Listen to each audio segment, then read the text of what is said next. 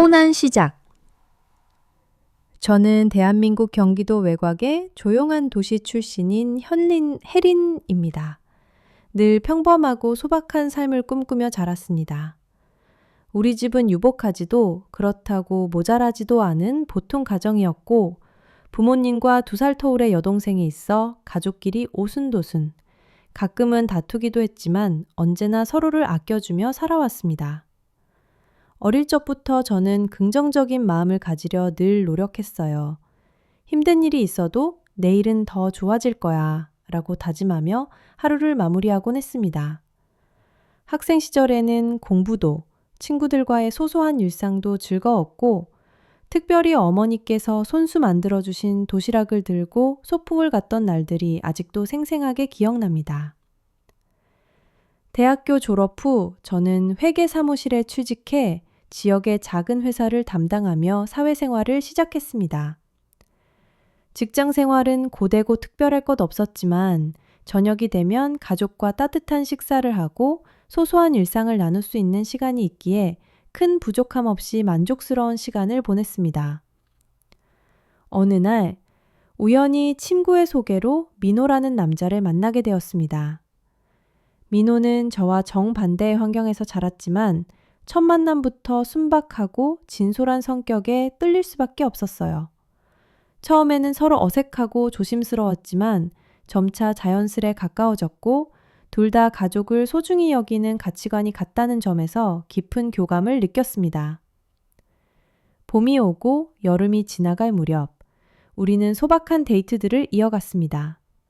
남산에 올라가 멋진 야경을 바라보고 남이섬에서 떨어지는 은행잎 아래에서 사진도 남겼죠. 민호는 항상 조용하고 큰 목소리로 자기를 어필하는 법이 없는 사람이었습니다. 하지만 그 속 깊은 배려와 든든함에 저는 안심하고 곁을 내주기 시작했어요. 민호의 가족은 저와 마찬가지로 평범한 가정이었고, 처음 저를 만났을 때도 따뜻하게 맞아주셨습니다. 특히 민호의 어머니, 수정 여사는 시골에서 오랜 세월 식당을 운영하며 자식들을 키워온 분이었는데, 처음엔 무뚝뚝했지만 누구보다 자식 사랑이 깊으신 분이었어요. 그렇게 우리는 특별할 것 없이 다정하게 서로를 알아가며 어느새 결혼 이야기까지 자연스럽게 나누게 되었습니다. 막연하지만 두근거림이 섞인 소박한 행복이 우리 곁에 있었습니다. 결혼을 준비하는 동안 민호와 저는 특별한 욕심 없이 서로의 현실을 존중하며 가정을 꾸릴 준비를 했습니다. 서로 작은 서프라이즈 선물이나 편지를 주고받으며 마음을 확인했고, 바쁜 회사 일과 집안일을 병행하면서도 어떤 어려움도 버틸 수 있겠다는 믿음이 점점 확고해졌습니다.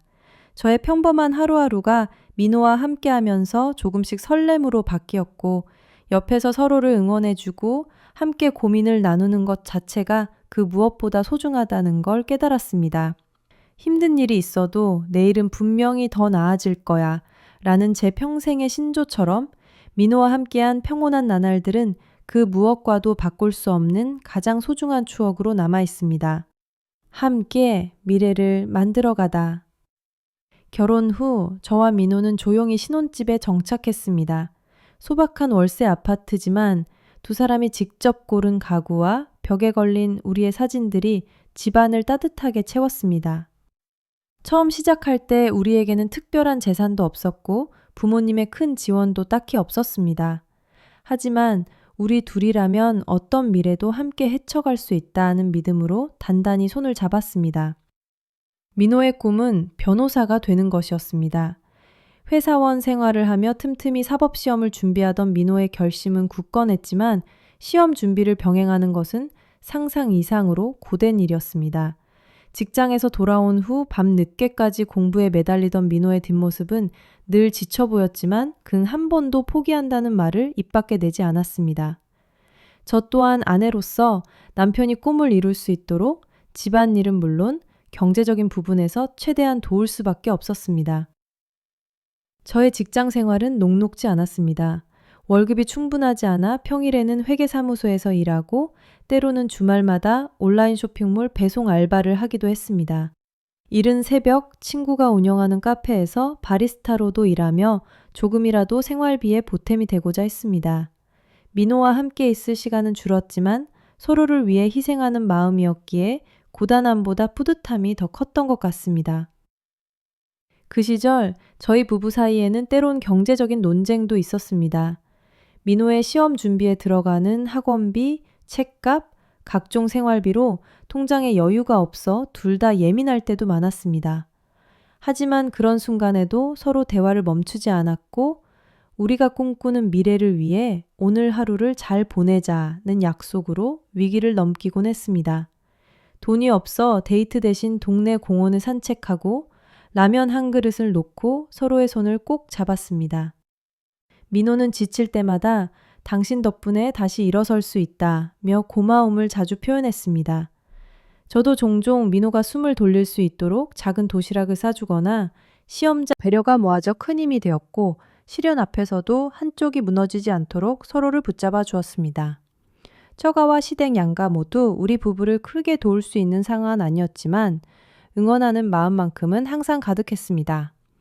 명절이나 생일에는 부모님께서 손수 만든 음식과 따뜻한 말 한마디를 전해주시며 우리에게 너희는 잘해낼 수 있다는 용기를 주셨습니다. 주변 친척이나 동네 지인들 사이에서도 혈린과 민호 부부는 정말 어려워도 늘 웃는다며 칭찬을 해주곤 했습니다. 수험 생활이 길어지고 결과가 나오지 않을 때 우리는 좌절과 두려움에 빠지기도 했습니다. 내가 이렇게까지 희생하고 고생하는 것이 과연 맞는 일일까? 혹시 실패한다면 어떻게 살아야 할까 하는 현실적인 고민이 밤마다 찾아왔지만 그럴 때마다 저는 민호와 함께 꿈에 대해 이야기했습니다. 포기하지 않으면 다음 기회는 꼭 온다는 말을 서로에게 되뇌이며 용기를 북돋았습니다. 혹독한 사계절이 지나고 슬픔과 기쁨이 뒤섞인 시간 동안 우리는 한층 더 단단해졌습니다. 짧은 봄 소풍, 소박한 생일 파티, 시설이 허름한 자취방에서도 늘 서로를 지켜보며 응원해주는 버팀목이 되어주었습니다. 두 손을 다시 한번 잡고 우리 꼭 성공해서 부모님께 자랑스러운 딸과 사위가 되자고 다시 다짐하며 눈물을 훔친 밤이 한두 번이 아니었습니다. 이처럼 신혼의 달콤함 뒤에는 치열한 현실이 존재했습니다. 하지만 우리는 미래를 꿈꾸는 마음으로 위기를 기회로 바꾸려 했었고 그 과정에서 서로의 깊은 신뢰와 사랑을 확인할 수 있었습니다. 서로의 존재만으로도 버틸 수 있었던 시간, 바로 함께 미래를 만들어가는 우리만의 첫 번째 여정이었습니다. 성공이 찾아오고 사랑이 꽃피다. 수년간의 고된 시간 끝에 결국 민호는 법학시험에 최종 합격했습니다. 그 소식을 처음 들은 순간이 아직도 머릿속에 또렷이 남아 있습니다.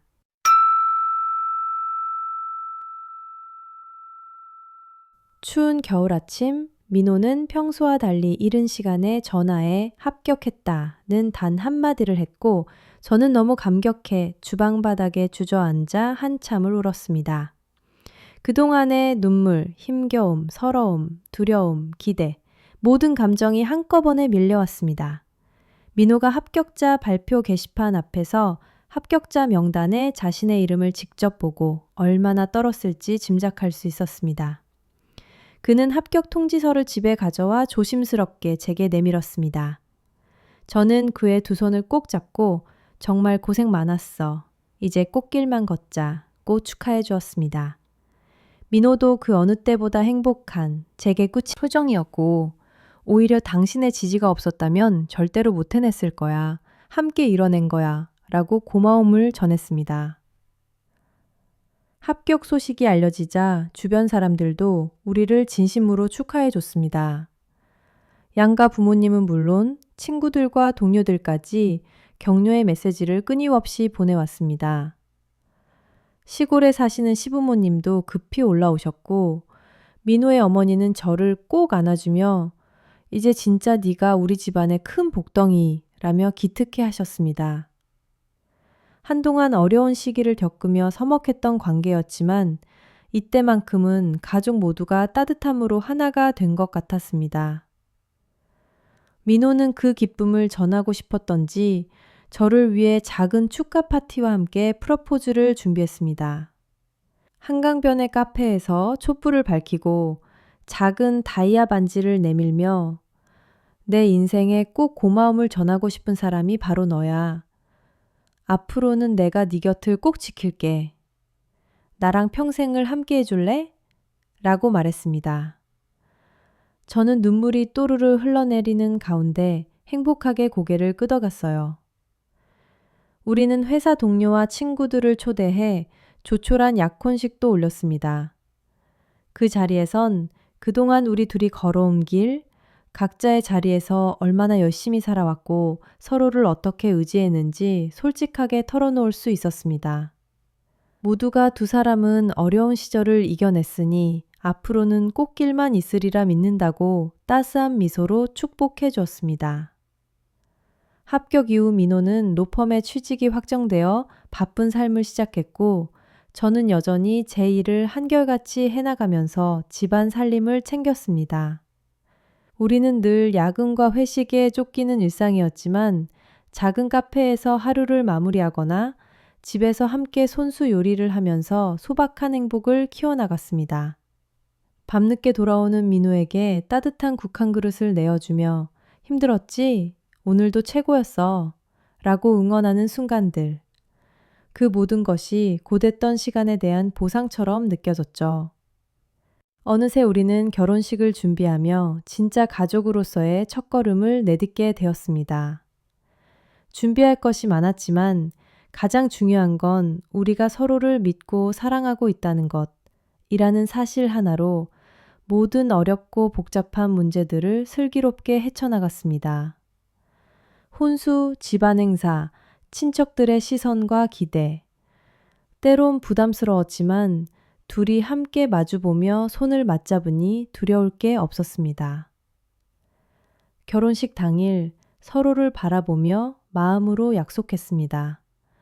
앞으로 어떤 시련이 닥치더라도 오늘의 설렘과 감사함을 잊지 말자. 항상 서로의 편이 되어주자. 민호의 따스한 눈빛과 고울수근한 품속에서 저는 진정한 사랑의 의미를 새삼 깨달았습니다. 결국 그 오랜 인내와 노력은 단지 사회적 성공이라는 결과에 그치지 않았고 우리의 사랑도 한층 단단해지는 계기가 되었습니다.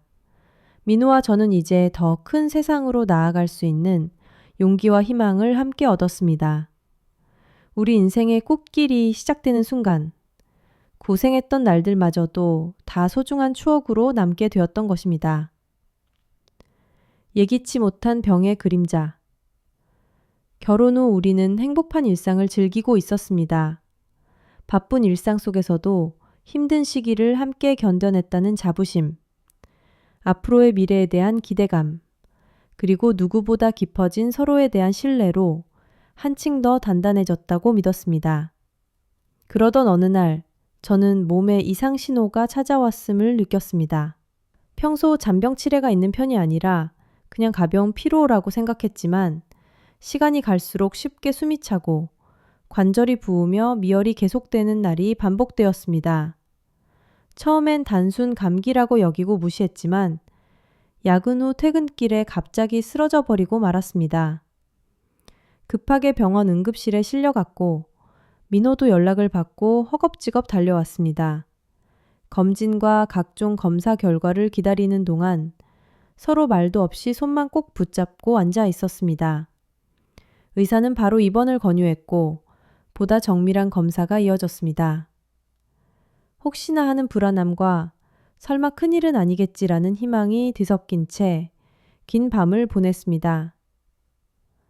며칠 후 저는 루푸스 신장염이라는 진단을 받았습니다. 흔치 않은 자가 면역 질환으로 면역 체계 이상이 신장에도 악영향을 끼치는 난치병이라는 설명을 들었습니다. 치료를 일찍 시작하지 않으면 신장 기능이 빠르게 저하될 수 있다고 했고 장기간의 약물 치료와 주기적인 투석이 필요하다는 청천벽력 같은 말도 들었습니다. 순간 제 세상이 무너지는 듯한 절망감이 찾아왔습니다. 이번 첫날 밤, 저는 병실 침대에 누워 흐르는 눈물을 감추지 못했습니다. 그동안 바람 앞에 촛불처럼 간신히 버텨온 하루하루가 무너지는 느낌이었고 민호에게 짐이 되어버린 건 아닐까 하는 미안함이 가슴을 짓눌렀습니다. 그 과정에서 저희는 가족 중 아무도 경험해 보지 못한 새로운 현실에 마주해야 했습니다. 양가 부모님께 진단 사실을 알렸을 때 양쪽 모두 큰 충격에 휩싸였습니다. 친정어머니는 제 손을 잡고 눈물을 글썽였고 시어머니 수정 여사는 앞으로 너희 살림을 어떻게 하려고 하니? 라며 속상한 마음을 감추지 못했습니다. 그제야 저는 이 사람만의 아픔이 아니라 가족 모두의 상처가 될 수도 있다는 사실에 절망과 두려움이 동시에 밀려왔습니다.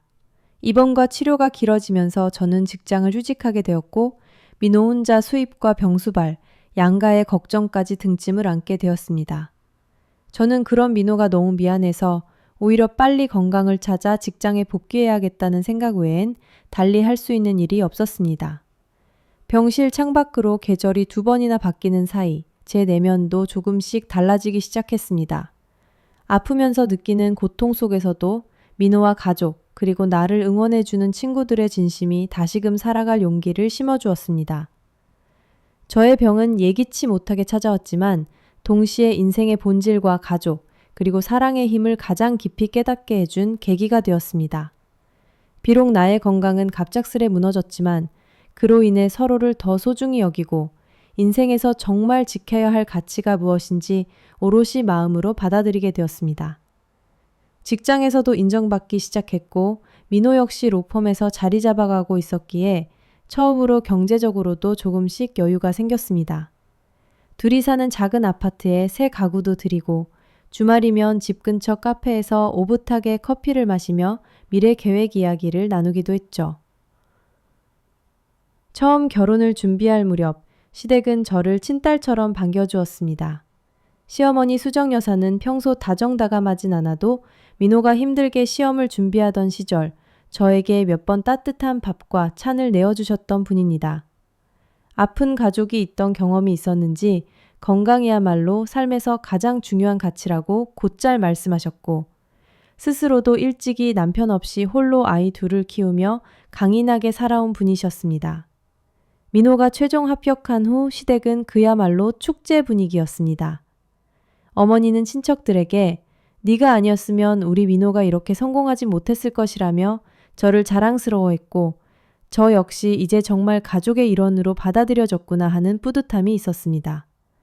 하지만 제 병이 확정되고 장기 치료가 불가피하다는 사실이 알려지자 시댁의 분위기는 눈에 띄게 달라지기 시작했습니다.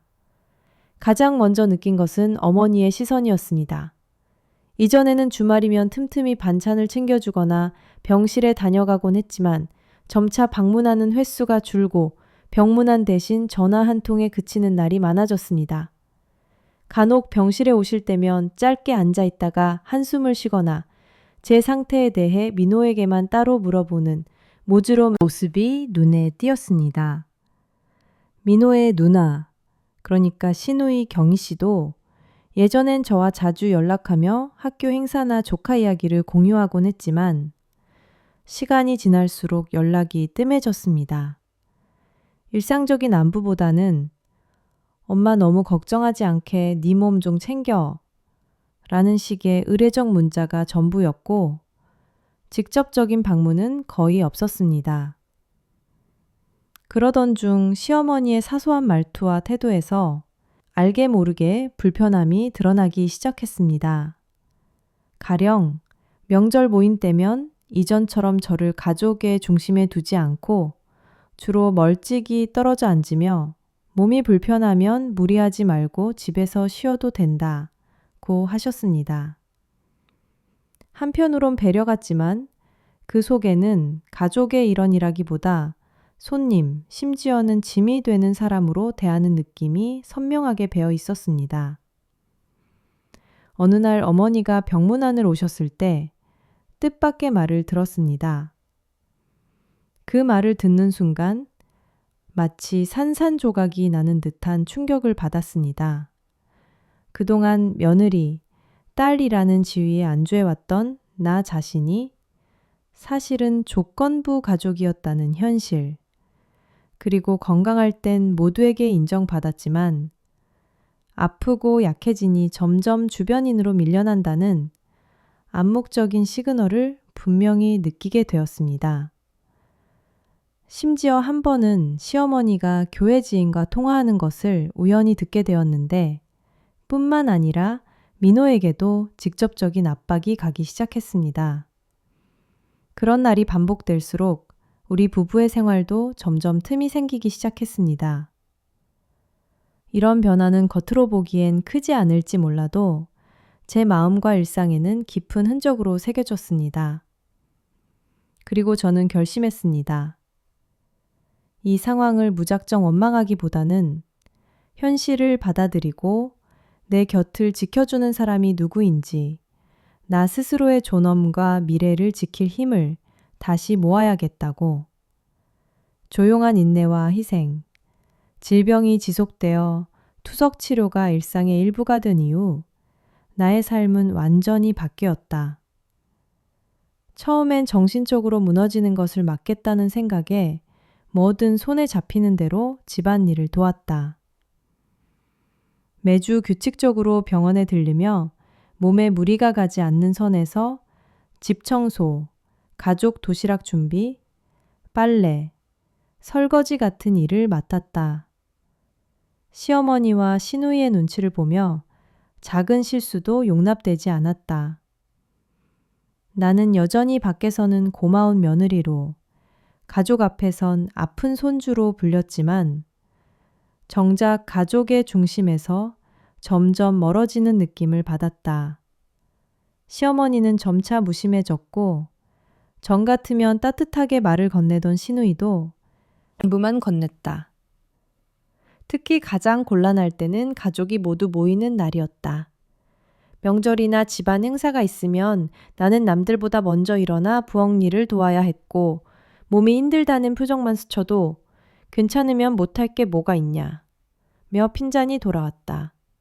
내가 하는 작은 실수조차 시어머니와 시누이의 비난거리가 되었고 종종 그래도 우리 큰며느리는 병치레 한 번 없이 일도 척척 해낸다 하는 식의 비교가 이어졌다. 나보다 먼저 결혼하여 성공적인 직장 생활을 하는 시누이의 올곧은 모습이 자주 화제에 올랐다. 어느 날엔 시어머니가 장을 보고 온 뒤 나에게 직접 생선 손질이나 묵은지 버무리기와 같이 손이 많이 가는 일을 시켜놓고 네가 이렇게라도 움직여야 피가 잘 돌아서 낫는다 라고 말했다. 그런 말을 들을 때마다 나는 내 병이 게으름에서 온 것 같다는 자책과 함께 죄인 같은 심정이 들었다. 집안 식구들의 작은 요구라서 못 이기는 척 받아들였지만 실은 체력의 한계와 고통 속에서 침묵으로 견뎌냈다. 투석은 나를 더 약하게 만들었고 평소와 달리 아침에 몸을 제대로 가누지 못할 때가 많았다. 한 번은 시어머니가 일이 안 되면 병원에 더 오래 있어라. 집안에 누가 널 챙길 시간도 없는데 환자 노릇만 하면 어떻게 하니? 라며 대놓고 내 존재를 부담스러워했다. 점점 더 병이 죄가 되고 도움받는 것이 미안함으로 바뀌었다. 민호는 일이 바빠 집에 늦게 들어오는 날이 많았다. 나는 그를 힘들게 만들기 싫어서 언제나 밝은 척하려 했지만 집안에서는 점점 외톨이가 되어갔다. 시누이는 자신의 아이를 나에게 맡기려 했고 시어머니 역시 네가 아이라도 봐주면 집안의 도움이 크다 며 매일 아이를 데려왔다. 하지만 나는 투석으로 힘이 빠져 쉽게 아이를 안거나 뛰어 놀아줄 수도 없었다. 그럴 때마다 그래서 환자 며느리는 힘들다니까 라는 중얼거림이 내 귓가를 괴롭혔다. 가끔씩 스스로 가치 없는 존재라는 생각에 시달렸다. 남편에게 의논하려다가도 당신이 없으면 내가 어떻게 버티겠냐. 는 민호의 속삭임 하나에 애써 담담함을 유지했다. 내 고통보다 남편이 상처받지 않게 바라는 마음이 더 컸다. 가장 힘들 때도 민호에게 아픈 내색을 보이지 않으려 일부러 웃으면서 투석실에서 만난 할머니께서 당신처럼 가족이 곁에 있으면 병도 이긴다고 하셨어. 라고 농담을 건네기도 했다. 외로움과 단절감이 깊어져 갔지만 동시에 나를 응원해주는 사람들도 적지 않았다. 친정엄마가 가끔 반찬을 싸다 주시며 너는 충분히 잘하고 고 말할 때면 그 짧은 말마디에 큰 위로를 받았다. 몇몇 가까운 친구는 늦은 밤에도 오늘은 어땠어? 라고 먼저 연락해 주었고 나는 그 안부를 받으며 견딜 수 있었다. 하지만 정작 시댁 식구 앞에서는 늘 꾹 참고 무엇이든 묵묵히 받아들이는 사람이 되어야 했다. 이런 반복된 인내와 희생 속에서도 나는 내 삶을 포기하지 않으려 했다. 매일 일기를 쓰며 마음을 추스리고 짧은 독서와 자수, 작은 식물 기르기 등 나만의 작은 행복을 찾아 노력했다. 집으로 돌아오는 민호를 위해 소소한 밥상을 차리고 남편이 사준 스카프를 두르고 화장도 곱게 하는 등 마음을 다잡으려 애썼다. 한 번은 너무 외로워 누군가에게 털어놓고 싶었지만 결국 방 한켠에서 조용히 울고 말았다. 그 힘든 밤들이 쌓여도 나는 사랑하는 남편과 미래를 꿈꾸며 스스로를 버텨냈다. 내 희생이 사랑이란 이름으로 가치 있게 남길 바랐다. 언젠가 시댁 식구들이 내 진심과 인내를 알아주는 날이 오기를, 그리고 민호에게만은 끝까지 웃으며 기댈 수 있기를 기도하며 나의 섬세한 하루하루를 조용히 이어갔다. 겹겹이 밀려오는 시련, 투석 치료와 시댁 안에서의 외로움이 이미 고통스러운 일상이 됐지만 어느 순간부터 긴장은 더 이상 견딜 수 없는 수준으로 치달았다. 병으로 힘겨운 나날을 보내는 나를 바라보는 시어머니의 태도는 점점 날카로워졌고 시누이의 무심함도 노골적으로 변해갔다. 어머니와 시누이는 매번 집안일에 대해 냉정하게 지시했고 몸이 힘들다는 말 한마디조차 꺼내기 어렵게 만드는 분위기가 이어졌다. 나는 이 집의 며느리가 아니라 단순히 책임져야 할 짐처럼 여겨지는 순간들이 잦아졌다. 어느 날 시어머니는 갑작스럽게 앞으로는 출근하지 말고 집안 살림과 손주 돌보기에만 집중하라고 요구했다. 몸이 좀 좋으면 집에서도 일할 수 있겠지만 환자라 일핑예로 책임 회피만 한다고 핀잔을 주셨다. 시누이 또한 자신의 아이를 매일같이 나에게 맡기려 했고 힘겹게 아이를 돌보는 내 모습을 보며 이런 것도 못하냐는 듯한 눈빛을 숨기지 않았다. 설상가상으로 내가 투석 후 심하게 힘들어져 소파에서 알아누웠던 날 시어머니는 이렇게 아프면 민호한테도 인생이 있지. 네가 계속 누울 생각이라면 집에 있을 자격이 있겠니? 라고 차갑게 말했다. 민호는 회사와 집 사이에서 지쳐 있었고 나 역시 남편을 힘들게 하고 싶지 않아 힘든 속내를 감춘 채 그저 웃으려 애썼다. 하지만 참는데도 한계가 있었다. 어느 비오는 오후 시어머니는 온도건이를 민호를 불러 이제 그만 네 인생을 생각하라 고 혈린이 아픈 건 안타깝지만 네가 져야 할 짐은 아니다. 젊고 능력도 있는데 건강한 여자를 만나 다시 시작해라 는 말까지 던졌다. 그 말은 내 귓가에 바늘처럼 박혔다. 그날 저녁 나는 조용히 방 안에 들어가 민호가 집에 돌아오기를 기다렸다. 울음을 삼키던 그때 방문 너머로 들려오는 두 사람의 언쟁이 점점 고조되는 소리가 들렸다. 민호는 내 아내를 그런 식으로 대하지 마라. 내 선택을 존중해달라고 소리쳤지만 시어머니는 넌 아직도 네 감정에 눈이 멀어서 가족 모두를 힘들게 한다. 이 집에는 네 결정만 있는 게 아니다. 라며 단호했다. 나는 더 이상 남편과 가족 사이에서 민폐가 되고 싶지 않았다. 며칠 후 시누이는 아예 이제 네가 더 이상 집안에 도움도 못 되고 우리도 더 이상 지켜볼 수 없다. 엄마도 많이 힘들어 하신다. 며 집을 나가라는 말을 직접적으로 내뱉었다. 시어머니 역시 너라도 스스로 결정해야 할 때가 된 것 같다. 민호를 위해 그리고 우리 가족을 위해서라도 이제 떠나야 하지 않겠니? 고 말했다. 나는 존재의 무게에 짓눌려 방 한구석에 앉았다. 몇 년간 이 집에서 며느리, 아내, 가족이 되고자 했던 나의 노력은 결국 병이라는 이유 하나로 모두 무너져 내려버린 것 같았다. 밤새 잠을 이루지 못하고 민호의 모습을 떠올렸다. 그는 항상 내 곁을 지켜주겠다고 약속했지만 그가 가족과 나 사이에서 얼마나 괴로울지 생각하면 차마 그의 삶까지 힘들게 하고 싶지 않았다. 그래서 나는 스스로 마음을 굳혔다. 다음 날 조용히 짐을 쌌다. 일상적으로 입던 옷 몇 벌과 소중한 신분증, 그리고 아무에게도 보여준 적 없던 작은 일기장을 챙겼다. 마지막으로 민호에게 남길 편지를 적었다. 민호야, 네 곁을 오래 지키지 못해서 미안해. 나보다 더 행복할 자격 있는 네 삶을 찾아가길 바래. 네가 해준 모든 사랑과 믿음, 절대 잊지 않을게.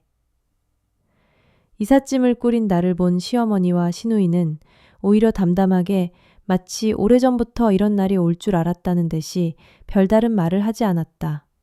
민호는 당시 회사에 있었고 나는 조용히 집을 나섰다. 고요한 새벽, 휴대전화로 민호의 부재중 전화가 수십 통 찍혀 있었다.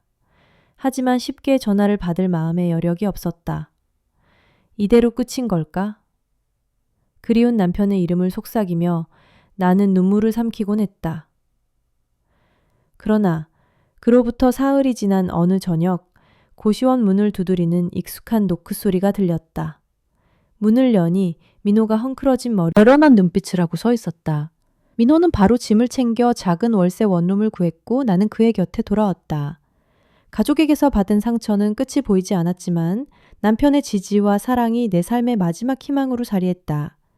이제부터는 누구의 시선도 개의치 않고 오롯이 우리 둘만의 행복을 설계해 가기로 마음먹었다. 라미노의 흔들림 없는 사랑, 가장 어두운 시기, 모든 것이 무너져 내렸던 그 순간에도 민호의 눈빛만큼은 단 한 번도 흔들리지 않았다. 내가 시댁에서 쫓겨나듯 집을 떠난 뒤 3일 동안 민호는 나를 끊임없이 찾았다. 전화와 문자, 지인과 친정까지 내 소식을 묻고 다녔지만 나는 쉽게 응답하지 못했다. 그에게서 이별의 짐을 덜어주기 위해, 그리고 그가 나를 포기하는 편이 더 행복할 수 있다고 믿었기에 조용히 숨어있기로 결심한 것이다. 민호는 마침내 내 거처를 알게 된 순간 아무런 망설임 없이 곧장 달려왔다. 지쳐있는 나의 모습을 본 민호는 한참 동안 아무 말 없이 나를 안아주었다. 그 부드러운 품속에서 나는 오랜만에 마음껏 울 수 있었다. 민호는 조용히 말했다. 다른 사람들의 말, 가족들 반대, 그 어떤 것도 우리 사이를 막을 수 없어. 내가 있어야 내가 나답게 살아갈 수 있어. 설령 앞으로 더 힘든 시련이 온다 하더라도 난 반드시 내 곁을 지킬 거야. 그의 이 한마디는 내 마음속 깊숙한 곳에서 굳게 잠겨있던 상처와 두려움을 서서히 녹였다. 민호는 아무 조건 없이 나를 존중해 주었고 우리 둘만의 작은 원룸을 꾸리기 시작했다. 비록 넉넉하지 않은 살림이었지만 민호는 늘 작은 야채장과 식탁, 따뜻한 이불 하나에도 내 의견을 물었다. 이 집은 우리가 같이 만든 진짜 집이야. 내가 웃을 때까지 내가 웃을 수 없어. 라는 그의 다정한 토닥임은 나에게 살아가림이 되었다. 가끔 투석 후 힘든 티를 내지 않으려고 애를 썼지만 민호는 언제나 내 표정 속 작은 변화를 가장 먼저 알아차렸다. 내가 밤의 통증으로 잠을 이루지 못할 때면 그는 조용히 내 곁에 앉아 손을 꼭 잡아주었다. 이 아픈 밤이 지나면 또 좋은 아침 오겠지. 내가 내일을 기다리면 나는 그 하루를 지킬 수 있어. 그의 말은 마치 주문처럼 내 가슴속에 새겨졌다. 민호의 흔들림 없는 사랑은 삶의 사소한 순간에서도 드러났다. 새벽 출근 전 매번 아침약을 챙겨두고 일을 마치고 돌아오면 작은 간식과 꽃 한 송이를 내 머리맡에 놓아두었다. 아무리 자신이 힘든 하루였어도 집에 들어오면 제일 먼저 오늘은 어땠어? 많이 힘들었지? 하며 내 상태를 꼼꼼히 살폈다. 그리고 내가 괜찮아, 오늘은 한결 나았어 라고 하면 아이처럼 밝게 웃으며 우리 둘이라서 다행이야 라고 말하곤 했다. 한 번은 내가 민호에게 내가 없었으면 당신도 훨씬 더 편하고 행복한 길을 선택할 수 있었을 텐데 라고 말한 적이 있다. 그때 민호는 단호하게 말했다. 편안하다는 게 꼭 행복인 건 아니잖아. 널 사랑하고 내 고통까지 받아들이고 싶은 게 내 진짜 삶이야. 만약 내가 없이 혼자 성공하고 홀가분하게 산다고 해도 내 마음은 늘 빈자리로 남을 거야. 내가 있기 때문에 내가 비로소 진짜 행복해진 거야. 다시 같은 선택을 하더라도 나는 또 널 찾을 거야. 이 말에 나는 또 한 번 눈물이 나왔다. 민호의 사랑은 현실의 모진 조건에도 오염되지 않았고 나의 약함과 고통, 상처마저도 함께 품으려 했다. 그는 가족들과 깊은 갈등도 마다하지 않았다. 시어머니가 만나자고 연락했을 때 민호는 평소와 달리 단호한 태도로 이제 우리 둘만의 가정을 우선하겠다. 아내를 더 이상 힘들게 하지 말아달라. 콕 말했다. 이 작은 반항은 우리 부부에게 더 큰 용기와 연대감을 심어주었다. 민호는 나의 치유자이자 가장 든든한 친구, 끝없는 응원자였다. 투석 치료의 힘든 시간을 함께 견디며 우리는 더욱 특별한 유대감을 키웠다. 주말이면 작은 공원 벤치에 나란히 앉아 삶, 미래, 사랑에 대해 이야기를 나누었다. 우리에겐 화려한 축복이 없어도 돼. 함께 견디고 웃고 울 수 있다는 게 우리만의 기적이야. 그런 민호의 태도는 내 상처받은 마음을 치유해주고 내 추운 삶에 따뜻한 희망을 심어주었다. 민호는 결코 타인의 시선이나 가족의 기대에 흔들리지 않았다. 오히려 그 모든 압박 속에서도 나를 먼저 생각했고 함께 살아가기로 한 약속을 끝까지 지켰다. 우리는 부족함 속에서도 서로에게 응원과 격려를 아끼지 않았고 매일 고된 하루 끝에 고마워, 내가 곁에 있어서 라는 한마디로 서로를 안아줬다. 민호가 보여준 이 사랑은 단순히 애틋함이 아니었다. 나의 상실감, 아픔, 두려움까지도 함께 껴안으며 내 존재 자체를 소중히 여기는 진정한 사랑이었다. 그의 흔들림 없는 마음 덕분에 나는 다시 살아갈 용기와 의미를 얻게 되었다. 앞으로 인생이 또 어떤 시련을 안길지 몰라도 우리는 두 손을 맞잡고 그 모든 풍파를 함께 견딜 것임을 스스로 약속했다. 민호와 내가 분가의 어렵사리 새 삶을 시작한 지도 얼마 지나지 않았다. 독립했지만 시댁과의 연결고리는 농구인의 완전히 끊어진 것이 아니었다. 특히 시어머니와 시누이는 끊임없이 민호에게 연락하거나 내 건강 문제를 핑계 삼아 계속해서 우리의 평온한 일상을 흔들었다. 처음에는 걱정한다는 명분으로 연락하더니 점점 돈 문제나 집안일, 그리고 내 상태에 대한 뒷담화까지 빠지지 않았다.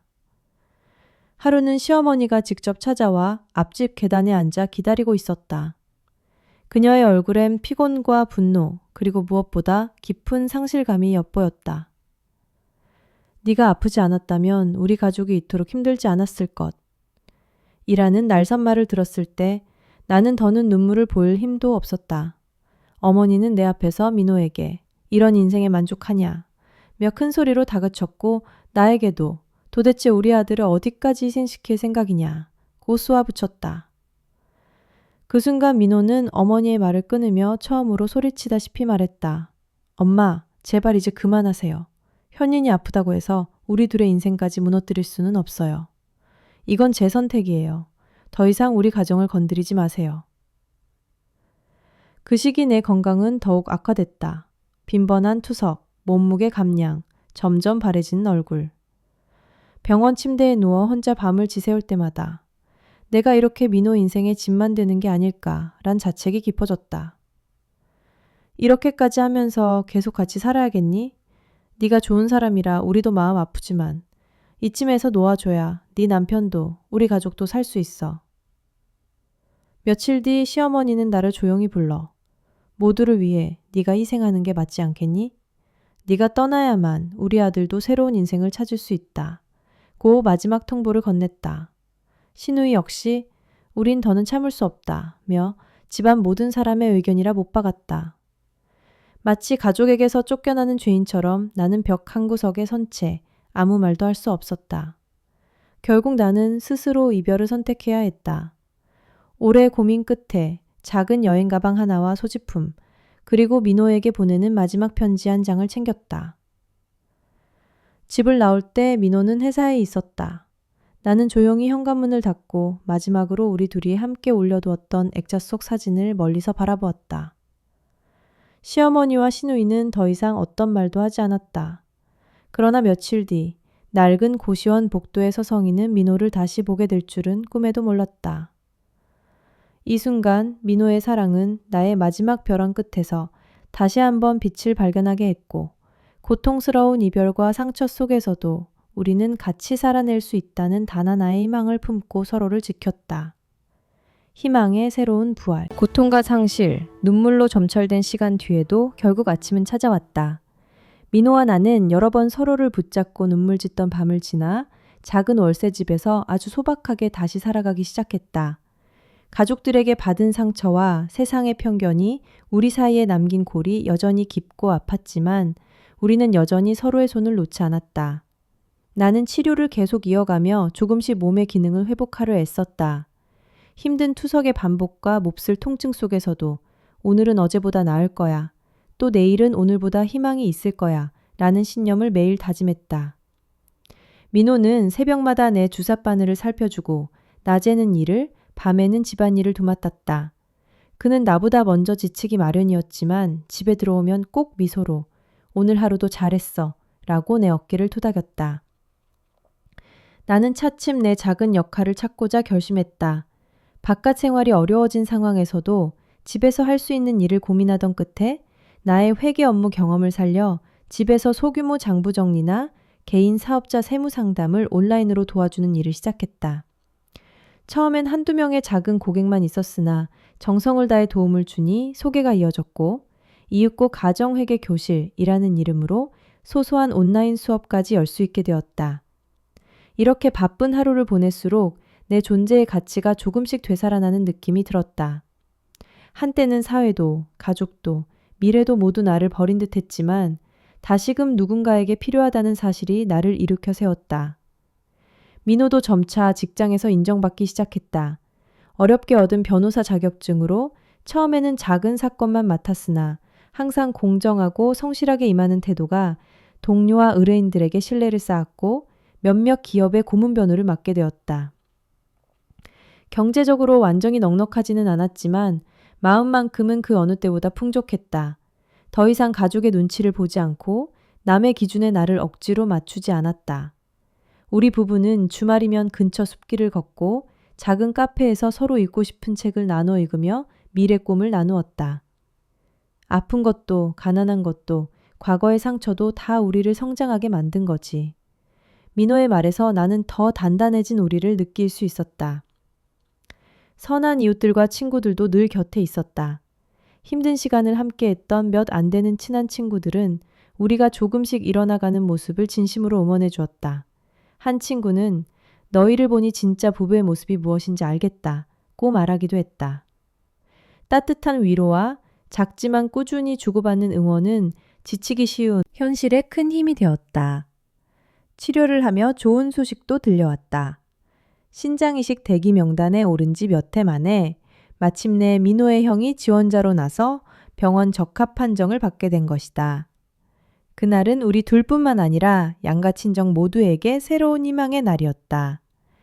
이식 수술을 앞두고 수많은 걱정과 불안이 있었지만 무엇보다 이렇게 다시 한번 삶은 나에게 기회를 준다는 감사함이 진하게 느껴졌다. 이식이 성공적으로 끝난 뒤 나는 더 건강한 몸으로 다시 일상에 복귀했다. 처음 걸어본 병원 복도에서 창밖을 보며 이제 드디어 봄이 우리에게도 왔구나 라는 벅찬 속삭임을 민호와 함께 나누었다. 우리가 함께 뿌린 인내의 씨앗들이 마침내 파란 싹으로 올라오는 것 같았다. 치료를 마치고 맞이한 집에는 언제나 따뜻한 온기가 흐르고 있었다. 서로의 시간과 사랑을 존중하는 태도, 눈물로 맺어진 유대감, 그리고 미래에 대한 새로운 설렘이 조금은 어설프면서도 희망 가득하게 우리 곁에 내려앉았다. 민호도 다시 환하게 웃을 수 있었고 나는 다시 누군가에게 환하게 인사할 수 있는 용기가 생겼다. 사람들은 우리의 기적 같은 변화를 두고 정말 인생은 아무리 힘들어도 다시 살아나려는 힘이 스스로 속에 깃들어 있다고 했다. 삶이 던져준 가장 깊은 어둠도 결국에는 새벽빛을 품게 될 수 있다는 걸 우리는 몸소 증명했다. 이처럼 희망의 부활은 거창하지 않았다. 서로 손을 잡아주는 사소한 습관, 매일 눈을 떠 새로운 하루를 살아주는 용기, 그리고 실패와 상처마저 수용하며 나와 민호가 다시 우리로 묶이는 과정 자체가 곧 희망이었다. 그리고 이제 새봄의 복잡하지 않은 일상의 기적이 우리 집에도 찾아왔다. 이기적인 계략의 대가, 과거 내 병세가 드러난 후 시댁에서 나는 점점 투명 인간이 되어갔다. 특히 시누이 경희 씨와 시어머니의 태도는 시간이 지날수록 차가워졌다. 그들은 겉으로는 네 건강이 걱정된다며 상냥한 척했지만 내면엔 이 집안에 짐이 들어왔다는 우려와 불만이 선명했다. 민호가 나만을 생각하며 가족의 요구에 답하지 않을 때마다 시댁은 속으로 나를 탓했다. 집안 대소사 때마다 의도적으로 나를 소외시키고 때론 내 병을 핑계로 가족 의결에서 내 의견을 배제했다. 심지어 시어머니는 민호에게 몰래 현린이가 병이 다 낫지 않는다면 네 인생을 포기해서는 안 된다는 말도 남겼다. 하지만 그렇게 가족을 유지하고자 했던 그들의 계산과 이기심은 시간이 지나며 역으로 실현이 되어 돌아왔다.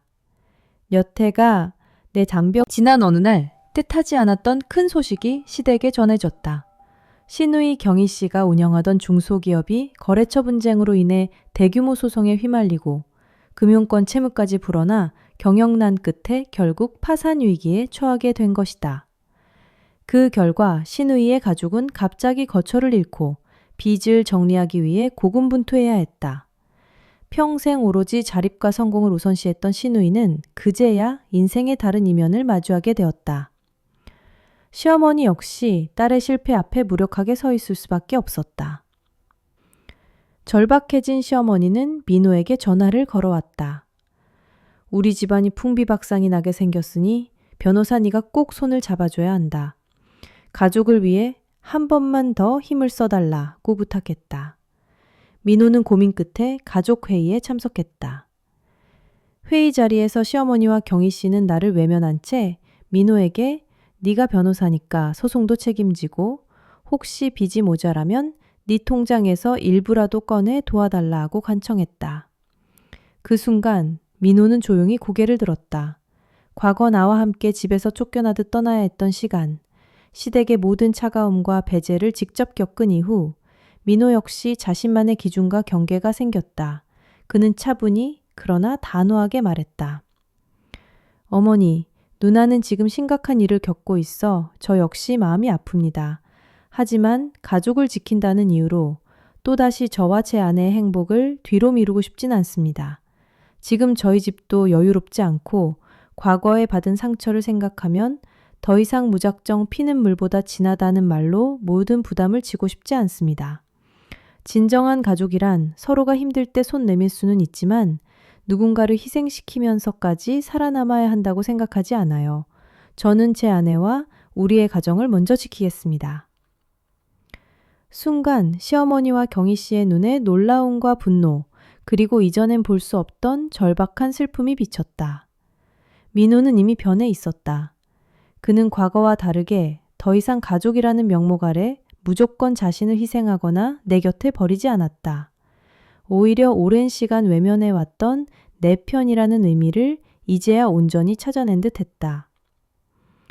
이후 시댁 식구들의 태도는 묘하게 달라졌다. 처음엔 내색하지 않았지만 점차 어머니는 직접 연락해 네가 있었기에 민호가 힘을 내고 여기까지 올 수 있었다는 진심 어린 말을 전해왔다. 경희 씨 역시 사업 실패의 아픔을 겪은 뒤에야 타인의 고통과 상처에 대해 조금씩 이해하기 시작했다. 어려워진 환경 속에서 그들도 이제야 삶의 진정한 의미를 돌아보게 된 것이다. 시간이 흐른 뒤 우리 부부는 여전히 소박한 행복 속에서 작은 집을 꾸려갔다. 특별히 풍족하지는 않아도 가슴 한편에는 진정한 가족의 힘이란 무엇인가에 대한 답을 조금은 얻은 듯했다. 헛된 명분, 조건, 이기적인 계산으로 쌓은 관계는 쉽게 무너진다. 그러나 상처와 희생을 넘어 용서와 공감, 그리고 자신의 소중한 사람을 지키는 결단이야말로 삶의 바탕임을 우리는 그들보다 먼저 알게 되었다. 그해 겨울 시어머니가 우리 집에 들러 조용히 그동안 많이 미안했다 고 속삭였을 때 나는 눈물을 삼키며 작게 미소 지었다. 이미 많은 것이 변했지만 그 변화 끝에서 비로소 진짜 가족이란 이름을 되찾았다는 실감이 들었다. 인생은 결국 누구나 각자만의 값비싼 대가를 치르며 성장해가는 여정임을 가슴 깊이 깨달았다. 노후반지꼼 덕만 인생의 새로운 장. 오랜 시간의 풍파와 시련 끝에 우리의 인생은 마침내 새로운 장 앞에 섰다. 신장 이식 수술 이후 건강을 꽤나 회복한 나는 점점 더 일상의 기쁨을 느끼는 법을 배웠고 민호와 함께한 시간들이 예전보다 환하게 빛나고 있음을 실감했다. 투석실과 병원 복도를 오가던 나날들이 지나 이제는 거실 창밖으로 환한 봄빛이 쏟아지는 것을 자연스럽게 누릴 수 있었다. 결코 당연하지 않았던 하루의 평범함과 소박한 행복이 우위를 감쌌다. 민호는 직장에서 누구보다 성실히 일하며 사회적 신뢰도와 경제적 안정을 조금씩 쌓아갔다. 나는 회복 후에도 집에서 소규모 회계 상담과 온라인 수업을 꾸준히 이어나갔고 민호는 자신의 사건이나 고민을 자주 내게 털어놓았다. 우리는 서로의 일을 존중했고 각자의 성취와 실패, 희망과 불안을 있는 그대로 받아들였다. 과거에는 서로에게 미안함과 안쓰러움이 컸던 감정의 자리가 이제는 자연스러운 배려와 진심 어린 칭찬으로 채워졌다. 결혼한 지 수년, 우리는 한 아이의 부모가 되기 위해 IVF 시술을 결정했다. 의료진의 설명과 수많은 상담을 거듭한 끝에 더 이상 평탄치 않기만 한 인생이 아니라 새로운 가능성 앞에 서 있다는 설렘을 마음껏 누리고 싶었다. 첫 시도 때 결과가 좋지 않아 아쉬웠으나 서로의 손을 꼭 잡았다. 우리가 여기까지 왔으니 앞으로도 해낼 수 있어. 민호의 다정한 다짐이 어느 때보다 굳게 들렸다. 둘만의 작은 공간에서 우리는 미래를 준비했다. 벽에는 우리 가족의 사진, 책장엔 건강과 육아에 관한 책, 그리고 아이에게 전해줄 동화책이 가득 쌓여 있었다. 주말이면 우리는 어린 시절의 추억 이야기를 나누고 언제쯤이면 아기와 함께 공원 산책을 할 수 있을지 웃으며 상상했다. 건강에 대한 두려움은 사라지지 않았지만 이제는 걱정보다는 기대가 더 컸다. 한편 시댁과 친정 역시 서서히 변화했다. 시어머니와 시누이는 과거의 아픔을 시간을 들여 마주보며 점차 내 상황을 진심으로 이해하게 됐다. 어느 날 시어머니는 직접 나를 찾아와 그동안 참 미안했다며 건강을 위해 챙긴 반찬을 내 손에 쥐어주었다. 나는 그 따뜻함에 울컥하여 말을 잇지 못했으나 마음 전체에 이전과는 다른 온기가 번져왔다. 친정 부모님은 늘 한결같은 격려와 사랑을 보내주었고 미래에 대해 허심탄회하게 고민을 나눌 수 있는 좋은 조력자가 되어주었다. 민호의 형이 나를 위해 신장 기증을 결심한 이후 양가 가족 간의 벽도 많이 허물어졌다. 과거에는 이해할 수 없었던 서로의 선택과 감정에 대해 모두가 한층 더 넓은 시선으로 받아들였다. 우리는 마침내 피로 맺어진 가족이 아니라 마음으로 맺어진 가족이 무엇인지 깊이 체험한 셈이 되었다. 그리고 마침내 기다리던 소식이 찾아왔다. 두 번째 IVF 시술이 성공하며 내 몸에 작은 생명이 찾아온 것이다. 기쁨과 감사, 떨림이 한꺼번에 밀려왔다. 머리를 맞댄 채 흐느끼던 그 밤, 민호가 내 손을 꼭 잡고 이 아이는 정말 우리 사랑의 선물이야. 그 어떤 어려움이 오더라도 너와 우리 아이를 위해 평생을 걸고 지킬 거야. 라고 속삭였다.